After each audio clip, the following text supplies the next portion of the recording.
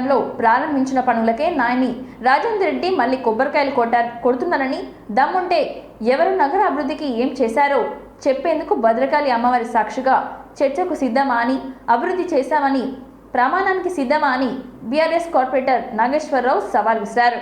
ఆయన బాలసముద్రంలోని BRS party ఆఫీసులో పశ్చిమ నియోజకవర్గ కార్పొరేటర్లతో కలిసి ఏర్పాటు చేసిన విలేకరుల సమావేశంలో ఉదయం మాట్లాడారు. ఈ సందర్భంగా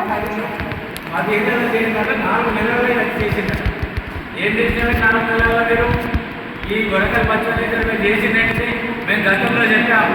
మీరు ఏ అభివృద్ధి చేసిండ్రు, ఏ వర్క్ ఇచ్చిండ్రు, మీరు సీడీఎం తీసుకొచ్చిల్లా, ఎస్డిఎం తీసుకొచ్చిల్లా, లేకపోతే కార్పొరేషన్ ఫండా, లేకపోతే ఎంపీ ల్యాండ్సా, లేక ఎమ్మెల్సీ ల్యాండ్సా, ఏ ఫండ్ తీసుకొచ్చిండ్రు అడిగా మేము. వాటికి సమాధానం చెప్పలేదు. వరకు చెప్పకుండా ఇవాళ వరంగల్ పశ్చిమ నియోజకవర్గం మొత్తం నాలుగులో ఆయన ఏది చేసిండ్రు? నైట్ నగర్ నాలా. నైట్ నగర్ నాలా ఎప్పుడు చేసిందండి?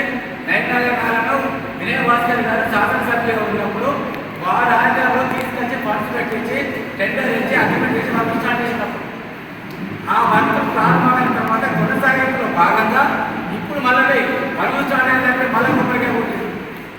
అదే కాదు భద్రకాళి మాడవీధులు, భద్రకాళి మాడవీధులకు కూడా మనం 10 కోట్లు ప్రభుత్వం నుంచి స్పెషల్ ప్యాకేజ్ 20 కోట్లు మొదటి విడుదల తీసుకొచ్చింది ఎవరు? దాస్తే వినయ్ భాస్కర్ గారు, మన శాసనసభ్యులు, అప్పుడు ప్రభుత్వ చీఫ్. వారు తీసుకొచ్చి అక్కడ ప్రారంభం మీరే ఇదే మీడియా సాక్షి అక్కడనే ప్రారంభం చేసినాం, అక్కడనే పనులు స్టార్ట్ అయినాయి. అది కూడా ఈయనే చేసి చెప్తాం.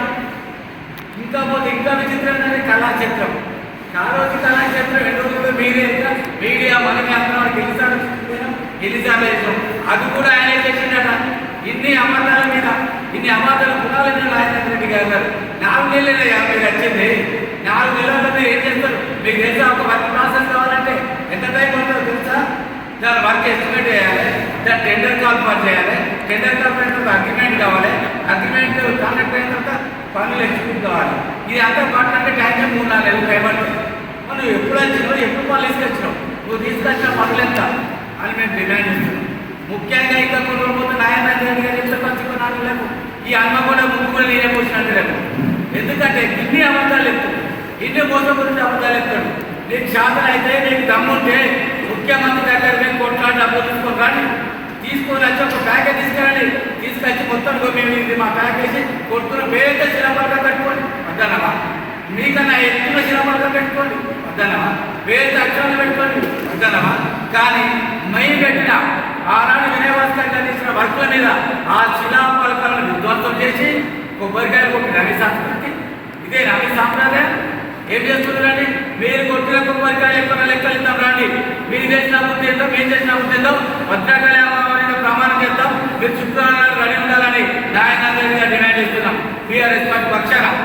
ఎందుకోసానికంటే మేము పెట్టిన పనులను, మేము చేసిన వర్కులను ఆనాడు భాస్కర్ గారు ఆఫీసులు ఈ నియోజకవర్గ అభివృద్ధి కోసం వారు పాటుబాటులు వారు తీసుకొచ్చిన బడ్జెట్ తోటి వారు తెచ్చిన పనులను నువ్వు తిరిగి కొబ్బరికాయలు కొడుతున్నావు. ఎవరు ఇక్కడ మధుగారు లేరా? కాకపోతారు నాలాగ ఎక్కడ కొడుతున్నా నాలుగు ఎక్కడ చూడు మా కార్పొరేషన్ వినయన గారు కొట్టిన కొబ్బరికాయలు పనులు ఆగుతున్నాయి.